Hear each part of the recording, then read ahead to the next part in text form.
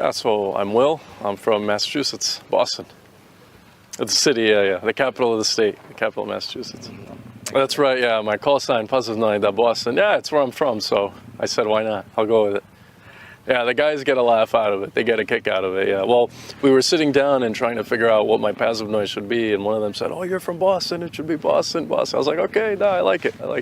Yeah, so like I said, I'm from Boston, Massachusetts, and I served 10 years in the U.S. Air Force, some years in the Massachusetts Air National Guard, and I did 2 years as a city councilor.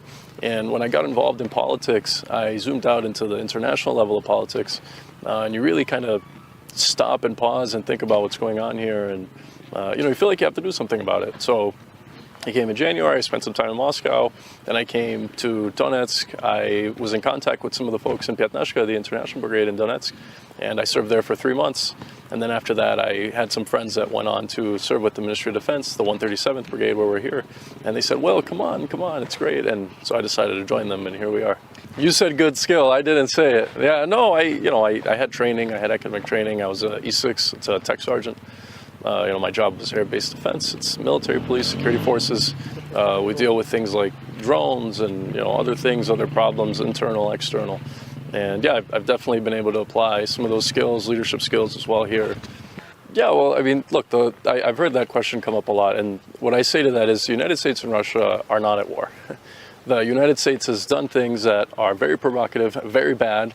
It's been involved in other people's politics, other nations' interests, and should not be doing that. I always say, and Sergei Lavrov said this a couple of weeks ago, I think that the country is ran by different people than the people that live in the country and feel a different way.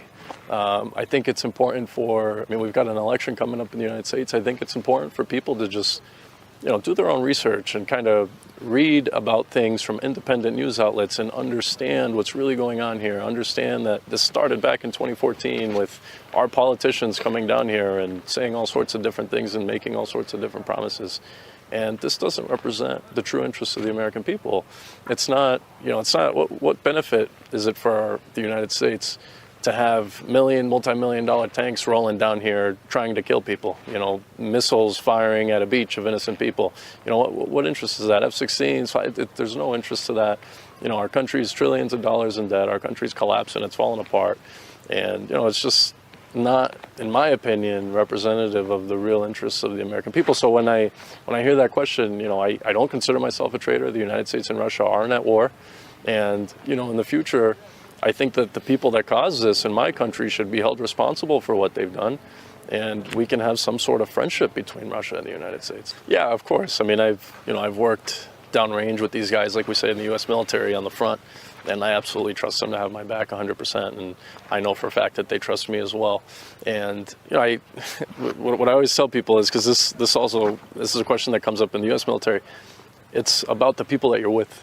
It's about the people that you're serving with, because this isn't, to be realistic, this is a dangerous situation. We're all down here serving, we're doing our job, but what makes it or breaks it is the people that you're with. And these guys have been great. They speak English, they're professionals. They help you when you need it. If I don't have something or if I don't understand something, they're like, oh, Boston, иди сюда, like, no problem, нормально, все хорошо. They teach me words, they teach me Russian, they help me to deal with, my girlfriend, сложно девушка, then they help me to navigate, all the complexities and the cultural differences. And again, it's about the people that you're here with, and I couldn't pick a better group of people to be here with. Oh, well, it was a joke. It started back when I first got here. They were introducing me, and they said, oh, it's an Americanец. I said, yeah, Ruski. And then after that, they laughed, and now everybody says, oh, yeah, he's Russian-American. But no, I love these guys. They're too kind, and I appreciate the warmth and the openness that they've had for me. I can't express it. It's crazy. I mean, it's propaganda, right? I've heard this quote so many times. Whoever wins wars gets to write the history about them, and unfortunately, on that side, there hasn't been enough liberation yet. They say what they want, and people believe it, and it's unfortunate the mainstream media in the U.S. Where was the outrage? You think about the horrible attack that happened on the beach. Where was the outrage of the terrorist attack that happened? Where was the outrage? I read in the attack in Kursk that just happened, I mean, it's a terrorist attack. A 28-year-old pregnant woman died. I think we've all seen that. You know, where's the outrage in the Western press for that? You know, when you think about, this is what I was talking about when, you know, I made my decision. Oh, what should I say? Let's see, what should I say? Победы будут за нами, да? Важно, очень важно, я думаю. Я нига рэпер, я русский нига рэпер.